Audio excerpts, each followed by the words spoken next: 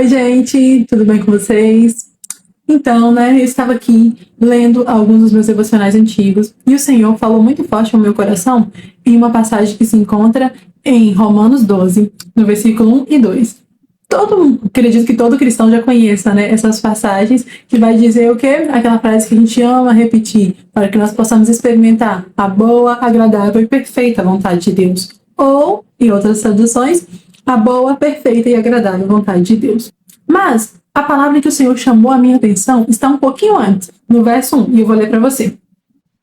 Que diz: Rogo-vos, pois, irmãos, pela compaixão de Deus, que apresenteis o vosso corpo em sacrifício vivo, santo e agradável a Deus, que é o vosso culto racional, ou o vosso culto lógico, dependendo da tradução também. Mas a palavra que o Espírito Santo estava ministrando comigo e me fez recordar de algo que aconteceu recentemente, eu vou contar para vocês daqui a pouco, é agradável a Deus. E sim, muitas vezes nós, pelo menos eu, às vezes a gente se questiona, se nós estamos sendo agradável ao Senhor, se estamos fazendo algo que agrada, que faz o nosso Deus sorrir, para nós. E às vezes a gente fica perdido, tipo assim, o que fazer, o que eu faço, o que eu dou, como eu entrego, o que eu falo para que eu possa ser agradável a Deus. E eu queria trazer para vocês, nas Escrituras, vários exemplos, várias formas, várias pessoas em que o Senhor se mostrou agradado do comportamento delas, e também, o caso contrário, que o Senhor mostra desagrado.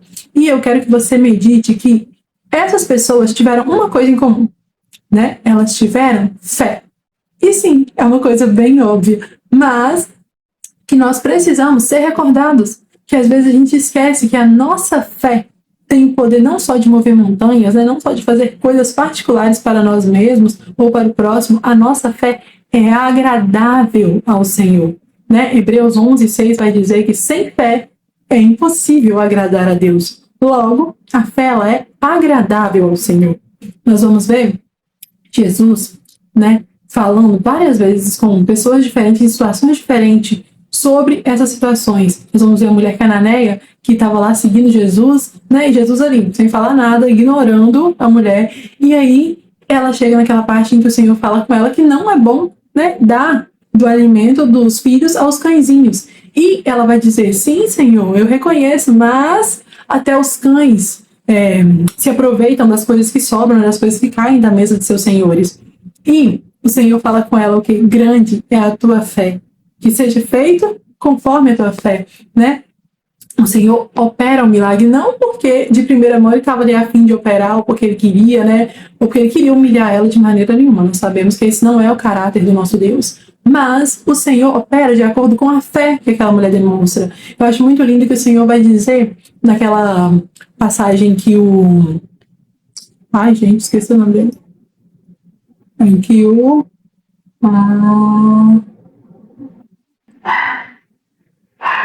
Centurião.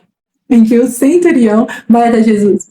E ele expressa sua fé de uma forma linda, porque ele diz que ele acredita que Jesus nem precisa dar presente. Jesus pode mandar uma palavra que o menino será curado. Ele acredita no poder da palavra do Senhor. E Jesus se agrada muito disso. O Senhor vai dizer o quê? Nem em Jerusalém encontrei tamanha fé. Isso é muito bonito. O Senhor nos mostrando que o que move, o que o agrada é a nossa fé. E de fato, gente, muitas vezes, as coisas que nós precisamos do Senhor, as coisas que nós queremos que o Senhor faça, só é movido pela nossa fé. Nós sabemos que Deus não se move por necessidade. Claramente que não, porque se fosse por necessidade, o Senhor saberia já, ele já sabe, o que você precisa, o que eu preciso, o que seu vizinho precisa, ele já sabe o que aquelas pessoas precisavam, Outro exemplo também que eu acho muito interessante, na verdade interessante toda a Bíblia, mas alguns exemplos aqui para não ficar muito extenso. Outro exemplo que eu acho muito interessante é o cego Bartimeu.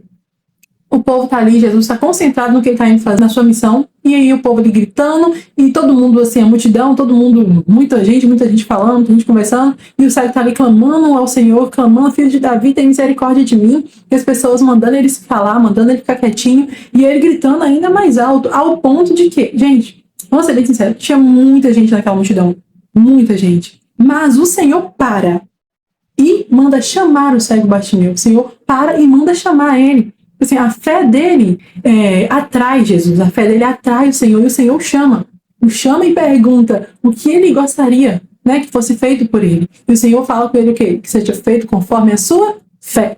E outro ponto muito importante que nós devemos sempre observar é que todas as vezes que o Senhor está curando, está libertando, está fazendo alguma coisa, geralmente o Senhor fala o quê? Que seja feito conforme a sua fé. Que seja feito de acordo com a tua fé. A tua fé te salvou, né? Nós vamos ver isso, e não só no Novo Testamento, nós vamos ver também no Velho Testamento, né? Nós vamos ver que Davi era agradável ao Senhor, e vamos ser sinceros, o bichinho tinha muita fé, né? Porque um menino pegar 5 pedrinhas e lutar contra o gigante, gente, é na fé, é na base da fé. Nós vamos ver Abraão lá, aos 99 anos, ainda crendo que ia ter um filho. Isso é fé, e o Senhor se agrada disso. O Senhor já nos deu a receita para sermos agradáveis a Ele.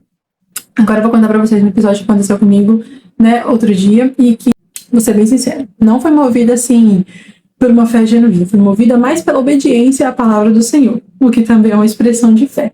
Mas foi com muito medo. E às vezes isso acontece, às vezes é normal a gente sentir medo, né?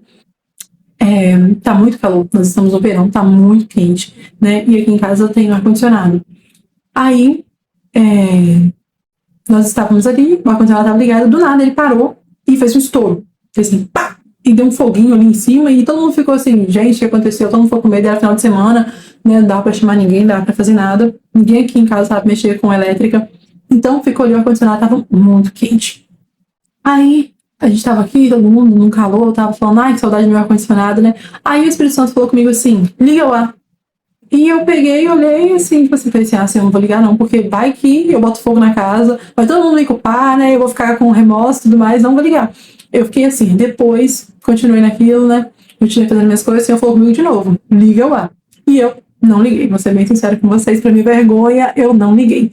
Mas, aí, gente, pensa numa noite difícil, eu deitei no chão com o ventilador em cima de mim. Normalmente eu não durmo com o ventilador em cima de mim, porque isso ataca, né, faz com que a sinusite me ataque, então eu não durmo com o ventilador em cima de mim. Mas eu deitei no chão, e eu tava rolando de um lado pro outro, porque, assim, eu rolava pra um lado, eu começava a suar, aí eu pegava e virava pro outro, porque eu começava a suar do outro lado.